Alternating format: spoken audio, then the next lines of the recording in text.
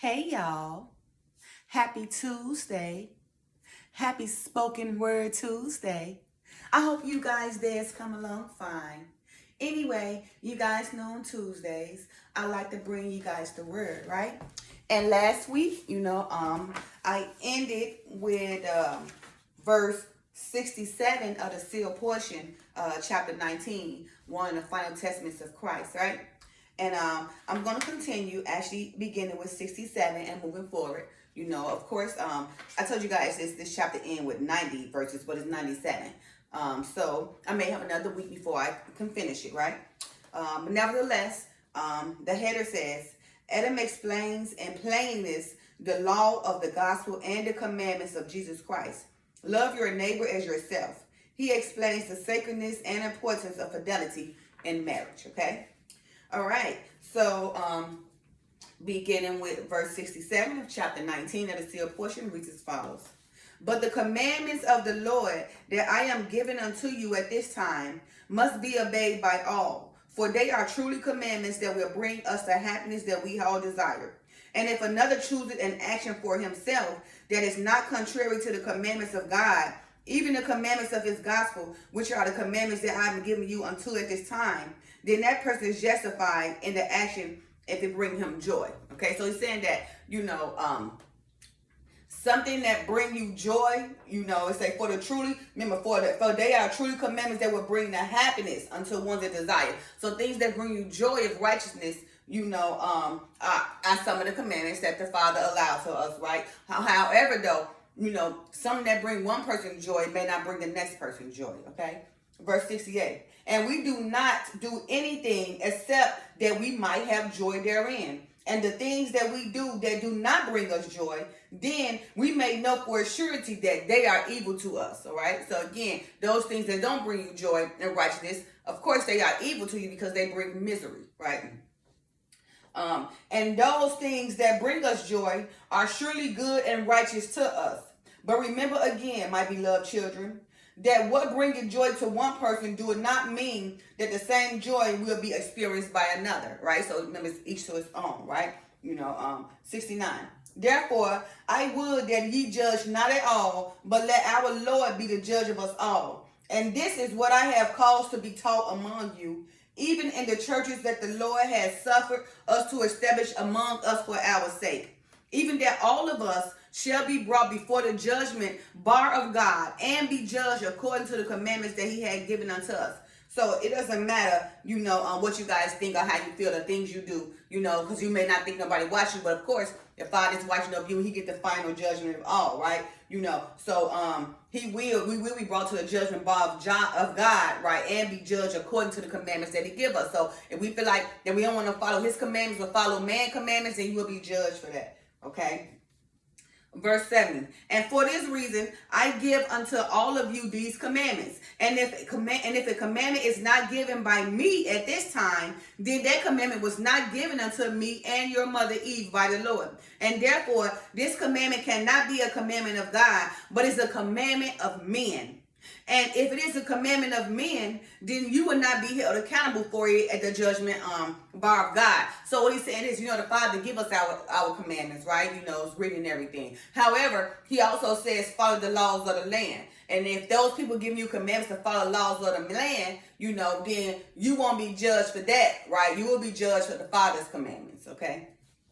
Verse 71. And now I would that ye should be aware of the commandments of men, for these commandments of men shall usually lead you away from the commandments of God.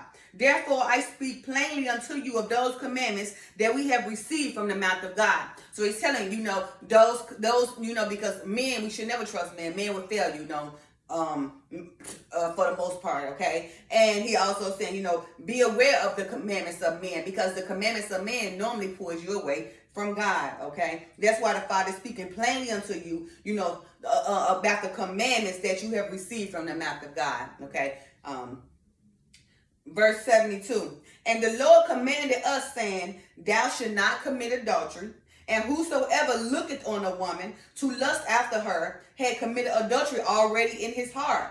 Behold, I give unto you a commandment that ye suffer none of these things to enter into your heart. So that give you a commandment, right? That thou should not commit adultery. That is a commandment. However, if there a man is looking on a woman and lusted after her, he's already committed adultery in his heart. That is a commandment from the Father, right? So he gives you these commandments so we won't suffer these things to bring misery and lust upon ourselves. Well, that's why he said do not commit adultery, right?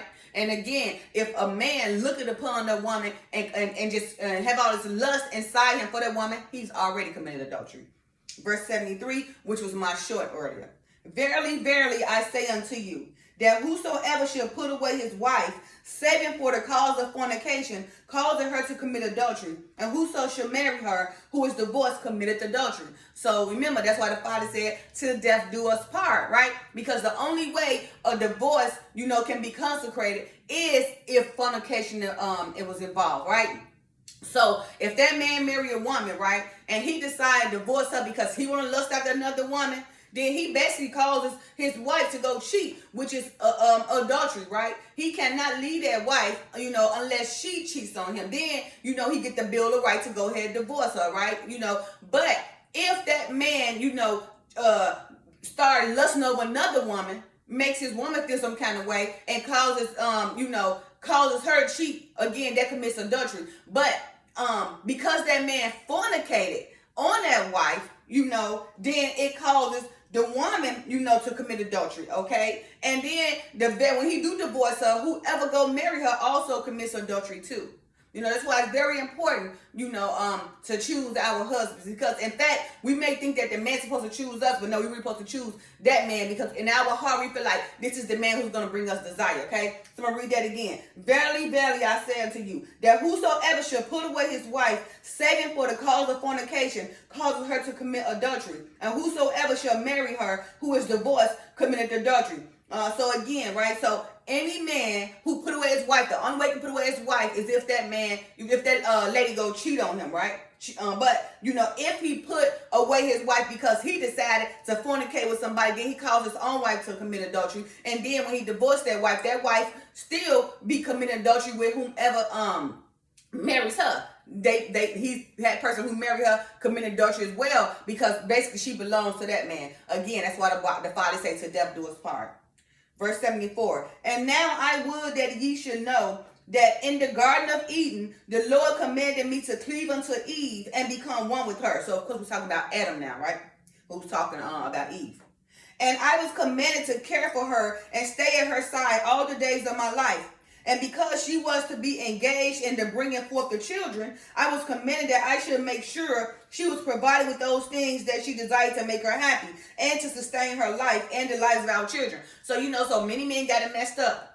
Well, and women, people go get married for the wrong reasons. But you heard what Adam said. Adam said he should want us to know that in the Garden of Eden, the Lord commanded Adam to cleave unto Eve, not the family, not his mom, not his dad, but to cleave unto Eve, right, and become one with Eve, okay? And he also commanded him to care for her and stay by his side all the days of his life. Remember, to death do us part, they become one, okay? And because she was to be engaged in bringing forth children, because she was to bring forth children, in a consecrated marriage, right? He was commanded that he should make sure he provided for Eve with the things that she needed, the things that desired her to be happy, right? And to sustain her life and the lives of their children.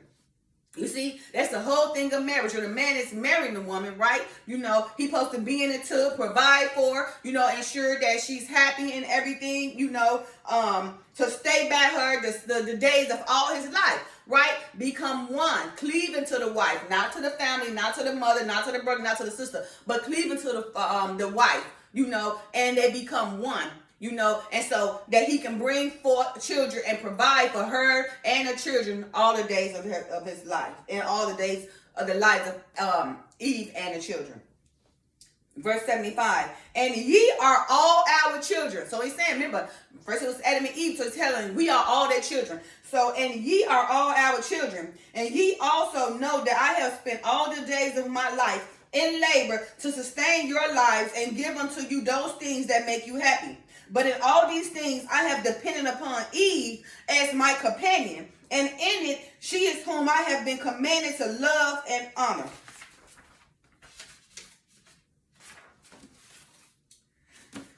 And she loved me and honored me all the days of my life, which had brought me much joy and had fulfilled my desires of happiness concerning her. So now we're talking about the women. Of course, we have so many women these days, just modern women, don't even understand the meaning of marriage, the meaning of being a companion to the man. All they understand is showing their bodies all day and being like a prostitute, basically selling themselves, to get money, instead of being a companion to that man so they can help build and support that man. So in turn, that man, they can be able to build the empire together so that man can provide and sustain them for all their lives, right?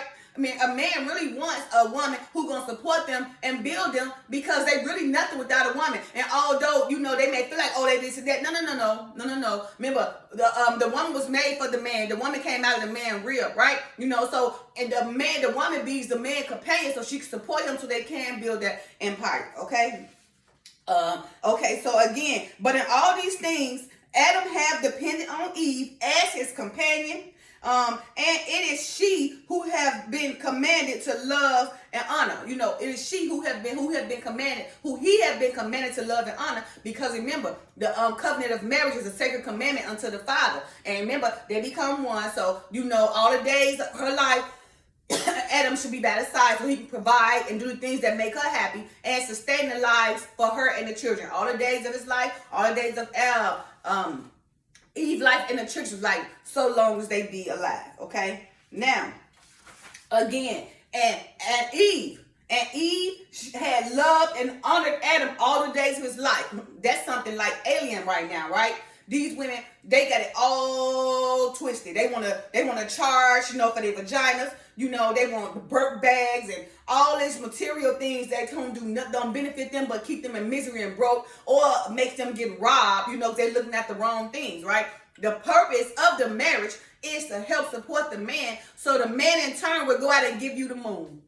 Because he will if he have a worthy woman. But if you're not worthy, then you might as well call yourself some type of prostitute, because you selling your body, just for that man, to be in your presence, right? But that's not the way it's supposed to be.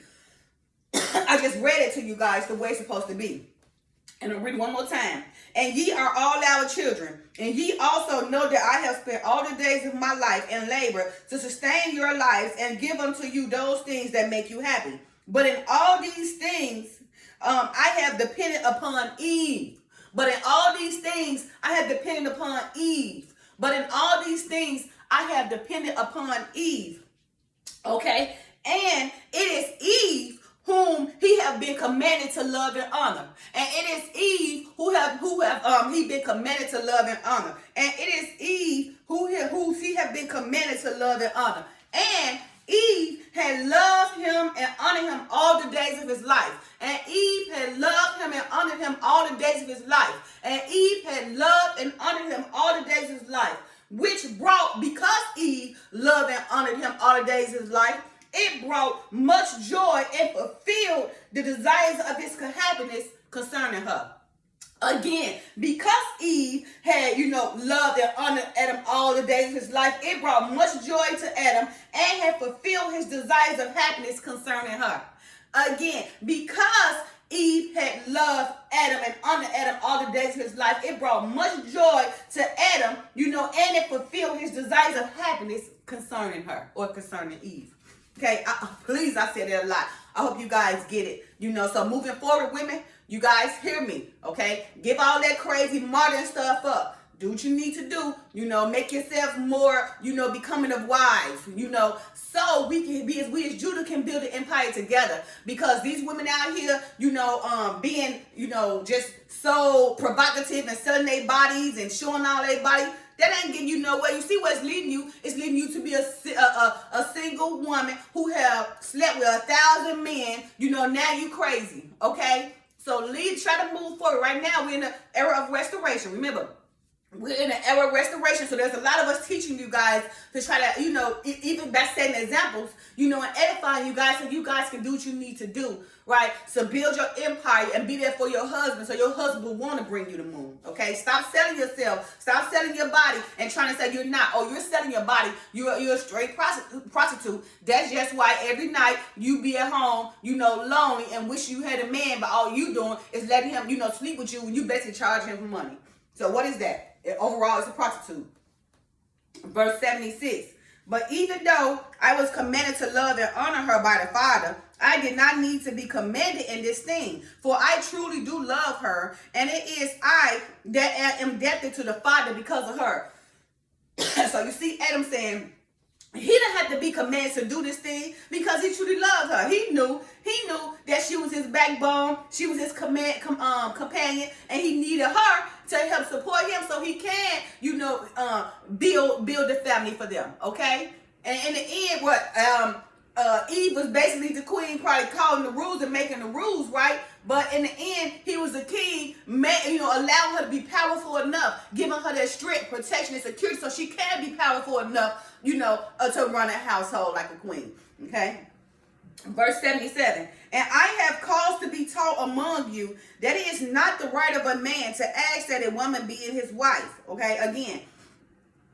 And I have caused to be taught among you that it is not the right of a man to ask that a woman be his wife. For it is the responsibility of a man to live his life honorably and cause that woman should desire him. And if that woman had desired him as a husband, then it's because she believed that he would fulfill the desires of her happiness. So you see that? Now, again, so and I have caused to be taught among you that it is not the right of a man to ask that a woman be his wife. So it's not a right, for a man to go ask you to be his wife, but it is a right for that man to be, responsible, right, and live his life honorably, right? So when he bring the ring and get on his knees and, offer for her to be his wife, then she desire him to be her husband because she feel within herself and believe that he will fulfill the desires of her happiness. So in turn, we choose our husband. Remember, we pick and really choose our husband. Our husband don't choose us, we choose them. Verse 78. And this is the law of the heavens, which I have caused to be taught unto you in mortality, because of the physical strength that a mortal man hath over a woman. For if a man was left to the carnal desires of his heart, then he will force himself upon a woman and cause her to accept him by his brute strength over her. But this thing is most abominable before God. And any man that doeth this thing shall be commanded by God. Remember, so that's why a man should live honestly, right? So the woman would desire, and the man should be responsible, and live honorably, so that the woman should desire him, right? And this is the law of the heavens, which the Father have taught us in our mortality, in our second estate here on earth, right? Because of the physical strength of men, a man should not come and just tell a woman to be his wife because he have more strength over her. That's why it's up to the woman to pick and choose our husbands and feel like, that he can provide the desires of us becoming happy, okay? Because if a man was left to the carnal desires of his heart, remember, a man lust a lot, just like women, but a man lust can be strong, right? For if a man was left to the carnal desires of his heart, then he would force himself upon a woman and cause her to accept him by brute strength over her, which we see happening today. Okay, but this thing is most abominable before God, and any man that doeth this thing shall be condemned by God. Verse 79. And again, any man that will do this thing shall not be given the eternal body of a man in the kingdom of glories that permit this type of body. And only those spirits that are worthy of this body and desire it to serve others shall receive this power in the kingdom of God. And those spirits who desire to be women, and this same glory shall choose for themselves the man that they would have as a husband. And they should do this thing according to their knowledge of this man and his righteousness. Okay, so again, any man that would do this thing, which is most abominable, that carnal man, causing themselves, because they brute men of strength, causing themselves to force themselves upon a woman, right, shall not be given an eternal body of a man in the kingdom of glories that permit this type of body. So you're saying when you go into the glories Well, right now we're in our mortal state, our second estate. But remember, the first state is the spirit world. Right, so once we leave and go to the grave or to Sheol, to the abyss or to hell, our spirit leaves us and goes back to our first estate, which is the spirit world. Okay, and if that man doing his life on this earth done some things that was most condemnable to the Father, would not be able to receive a certain body, that will allow him in the glories, of the Lord. Okay. Again, right? And again, any man that will do this thing should not be given the eternal body of a man and the kingdoms of glory that permit this type of body. Okay? And only those spirits that are worthy of this body and desire it to serve others shall receive this power in the kingdom of God. So, only those who are worthy, just like when the Father come back and reign in his 1,000 years, though the only power is when the power is in the first resurrection. Okay, those who were the dead, and those who was martyred for the righteousness of the Father, he's gonna let them rise, right? And then they become and get those glories, right? And then they can reign with him. But then after that second one, it won't be no glory, right? Those just gonna be the people, who's left behind. But the first resurrection is the one that had a power that would be able to receive this type of eternal glory, because again, those gonna be the ones who got martyred for Jesus' word, the priests and the pastors and everything, those who are dead already, got dead and made dead because of them, of the gospel and everything. Remember, they gonna rise first. Those who the dead will rise first with those who are alive on the earth with the Father. Okay, and those are the people that will get this eternal glory. Okay, which is the first resurrection. And then the second resurrection, is when, remember, the Father come again and judge the world, and then basically kill many, come with it, his glory and angel, kill many with the sword, okay, of his word. Okay, now it says, and those spirits who desire to be women in this same glory shall choose for themselves the man that they will have as a husband, and they shall do this thing according to the knowledge of the man and in his righteousness. And I am saddened that there are many of you, my sons, among us who have corrupted the law of marriage, as I have caused it to be taught unto you. For ye deceive the woman, and pretend to be righteous, and pretend that ye are willing to fulfill her desire of happiness, so that the woman will choose you and desire to make you her husband. And ye lust after her, and the dowry that is given, and not that ye should serve her and provide her for happiness, right? And that's true. That's what a lot of men do right now. They pretend, that they really, gonna be there to, help the woman fulfill her desires of happiness, right? He said, I am saddened that there are many of you, my sons, among us who have corrupted the law of marriage. For ye deceive the women and pretend to be righteous, and pretend that ye are willing to fulfill her desires of happiness, so that the woman will choose you and desire to make you as her husband. And ye lust after her and the dowry that is given, and not that ye should serve her and provide her for happiness. And the dowry is just like in Africa. Remember, Africa is the motherland. So when the man married a woman, they had to give a dowry, a payment to the family, to take on to that woman, right? Verse 81. And because it is by the free will and choice of a woman to make a man her husband, she is bound by the covenant that she shall make unto him. And through this covenant, she has obligated herself to this man all the days of her life. And for this reason, a man had no right to put away his wife, if it so be that he accepted her to desire to make him her husband. Again, and because of this, it is by the free will, and because it is by the free will and choice of a woman to make a man her husband, she is bound by the covenant that she shall make unto him. And through this covenant, she had obligated herself to this man all the days of her life. And for this reason, a man had no right to put away his wife, if it so be that he accepted her desire to make him her husband.